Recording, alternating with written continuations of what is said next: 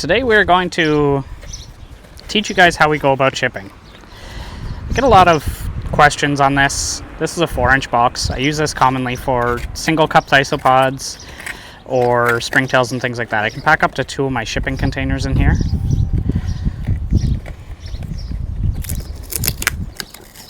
So first and foremost, I always build my box.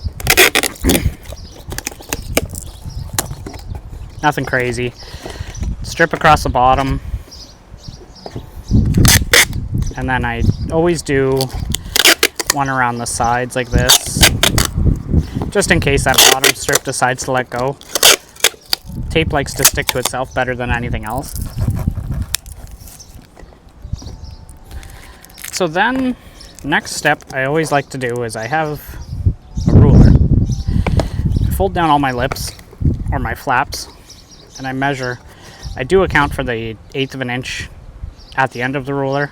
Always, if you're measuring just standard, you're fine. So I go 3 3/4, and I'll make 3 of my sides that way. So I usually have 1/2 inch styrofoam. Don't know if that's even visible. They use this for stucco, things like that. I buy it in bulk from Home Depot or Rona. If you're American, you're looking at Lowe's or similar hardware stores. They use it for outsides of houses and things like that. So I mark all of our lines along. I'm hoping that this will help at least a couple of you guys with your shipping issues. I really didn't need to mark those so close together. Could have just done 2. Oops.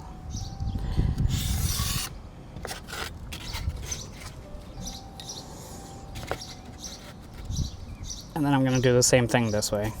If you feel like doing math, you can, just to add your numbers together.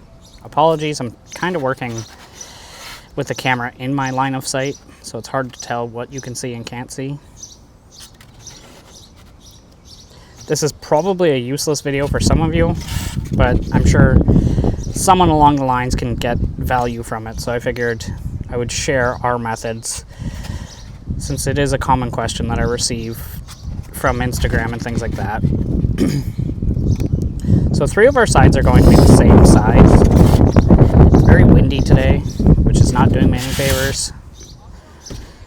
I'm using water bottles and other things to try and hold things out, because I'm trying to do it outside, because our next step is quite toxic. So once I get them all marked, I have this handy dandy, they call it a hot wire. It's used for, well, cutting foam, exactly like we're going to do.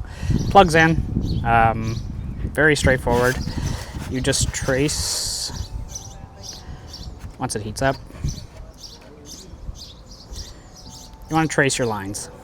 You can go ahead and buy prefabricated liners and things like that, but for cost efficiency and trying to get the cheapest price to my customers, I prefer to make my own. It may be not as fancy or as thick a foam as the typical U-line boxes or whichever other supplier you're using in your country. So this little metal rod just warms up. Like I said, we are outside, so you're going to get a little bit of noise. I'm hoping it's not too bad. I'm going to move this off to the side again. So our bottom and 2 of our sides. So you'll notice that it's a little bit shy on this side here, which is fine, and it's a little bit taller than I would like it to be. So what I do is I then take these 2, hold them together, flush, and I just take about a 1/4 inch, roughly eyeballed, off the top of our predetermined measurements. So once we do that, we're going to put both of our pieces on one side. We're going to measure again.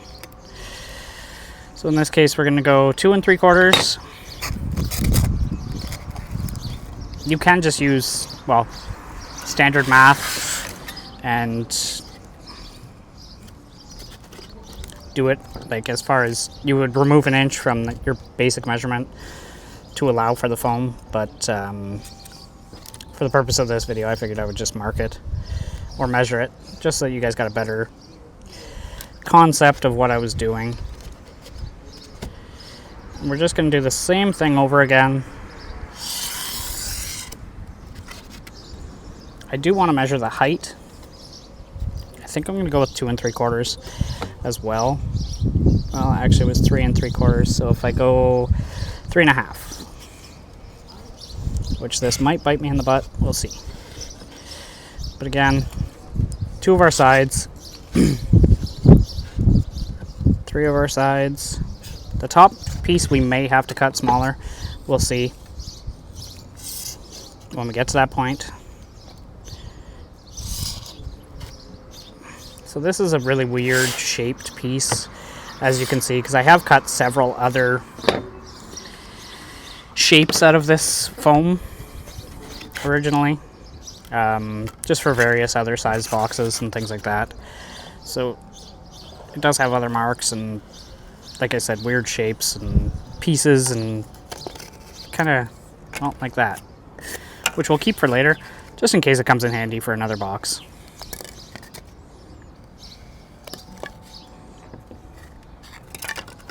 Now that we have our 2 pieces cut, we're going to... This is a bit of a nightmare, trying to get them open again. See? I wish I cut it a little bit shorter, but it works fine. Our box can still close, as you can see. Nice and snug. And then our containers will fit inside. And we're going to... This one we can leave like this because it will compress down. But what I like to commonly do is I will cut a small,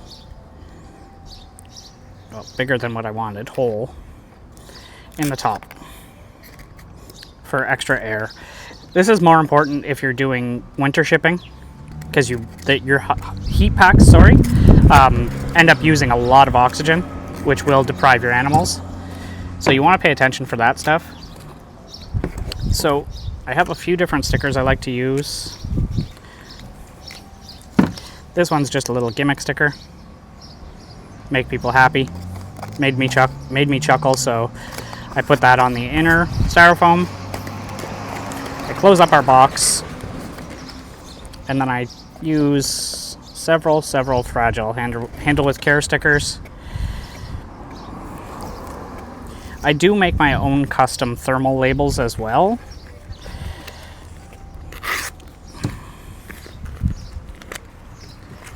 So those end up on 2 of the sides, as well as the shipping label on the top.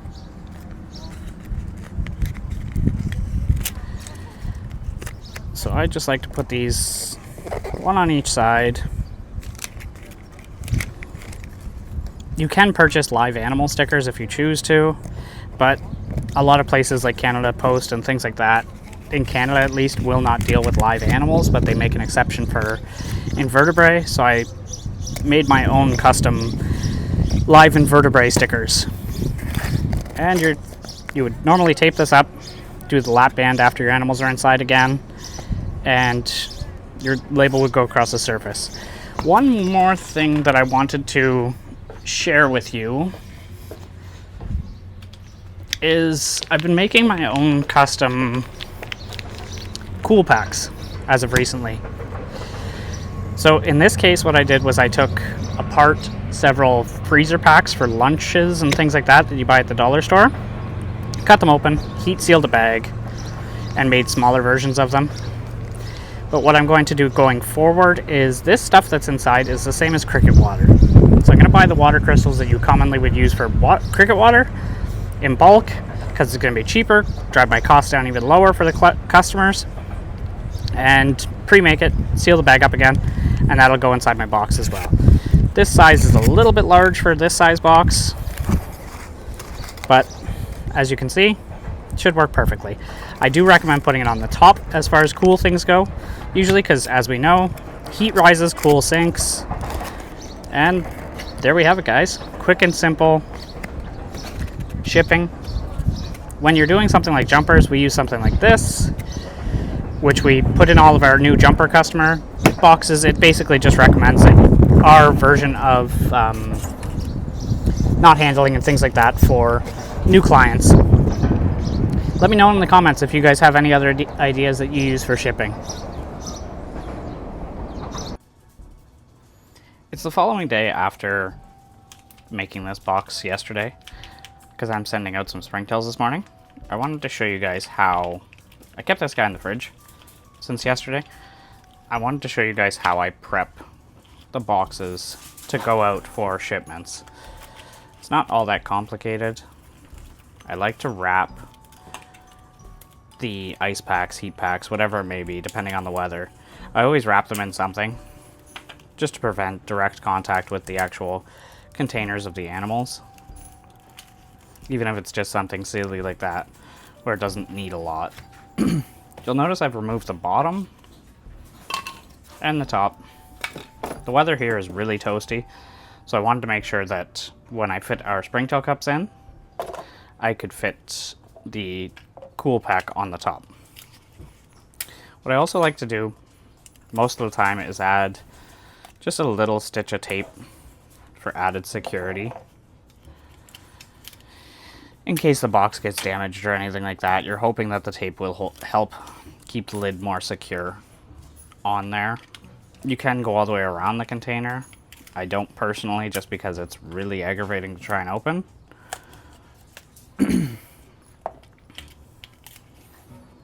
These are our springtail clay cultures, which they ship really well, actually.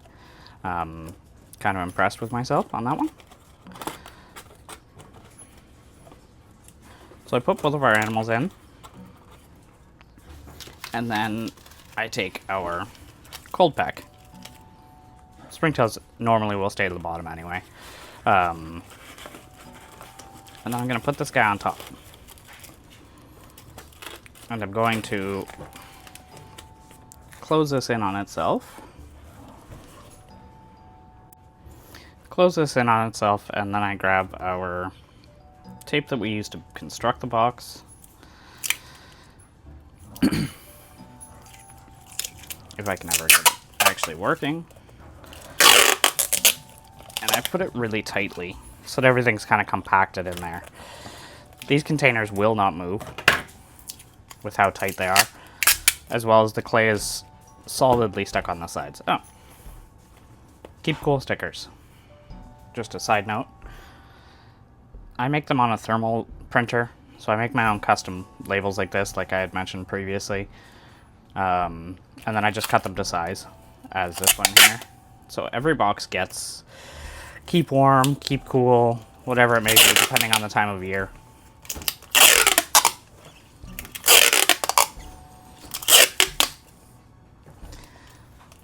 You get that lap belt I was telling you about before.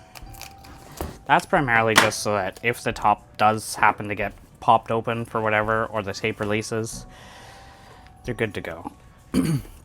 Nice and snug as a bug in a rug.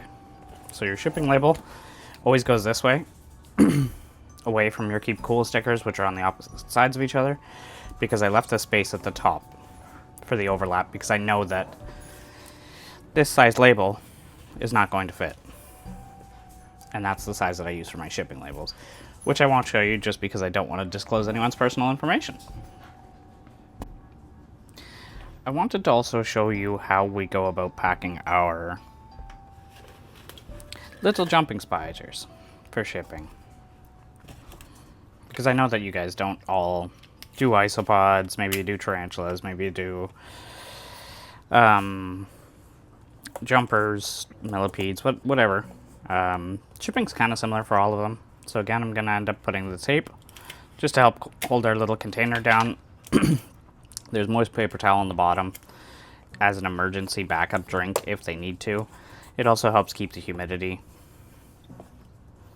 So we have our 6-inch box here, which we made yesterday as well. We're going to set that off to the side though.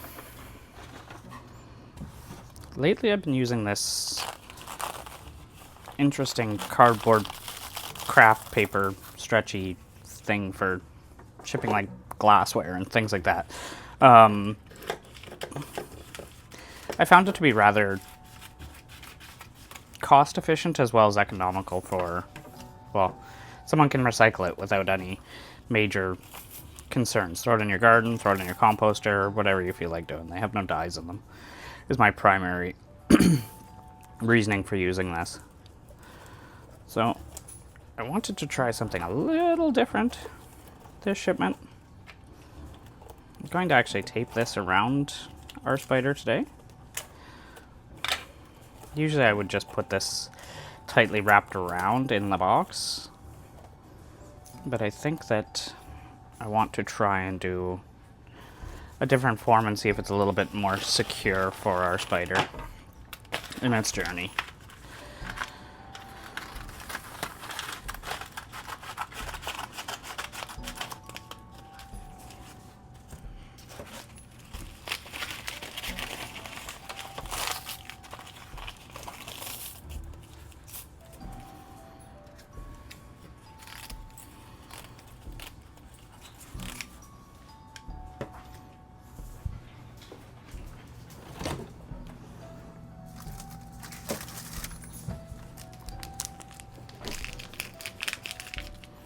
We have another ice pack, or cold pack.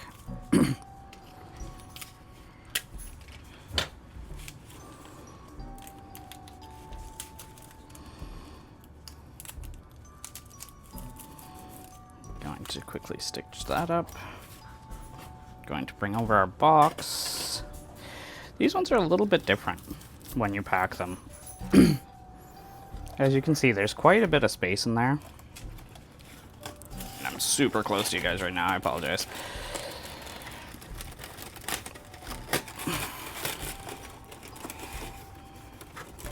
So I'd like to try and have this snugly sit in the center so that it doesn't get bumped around too much.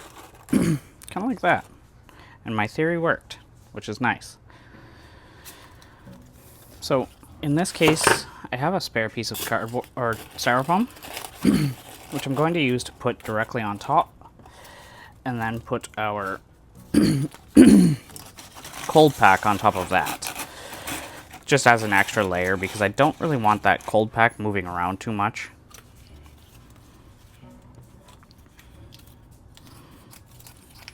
I'm gonna roll this up and use it as almost like just a damper to prevent too much moving. It's not, I don't think it's going anywhere, honestly. I haven't had them move around previously. But because we're doing this as an example, normally this would be, well, this would go in new customer boxes. As you can see, it's not tight around the lid. I left a little bit of breathing room, and this would go on top. So you're still going to get oxygen exchange around. This would normally go on a new customer's box, but for this customer, she is a regular customer. Probably going to ask me why I stuck that in there, but that's okay. Again, we're going to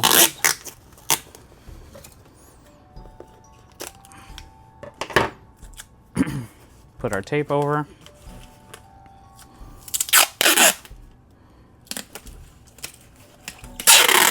We don't want to roll the spiders around as much as a sprinkler. They're not quite as hardy. So we do our lap belt.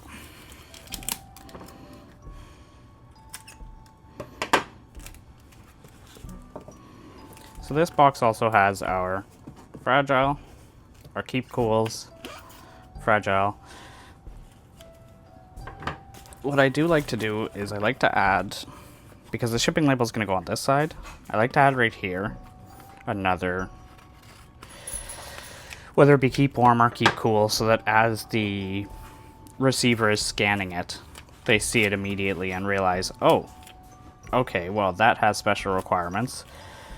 That's to keep in mind while I'm delivering this, or it goes on to the next person, or whatever it might be. But super simple, guys. I hope that helped.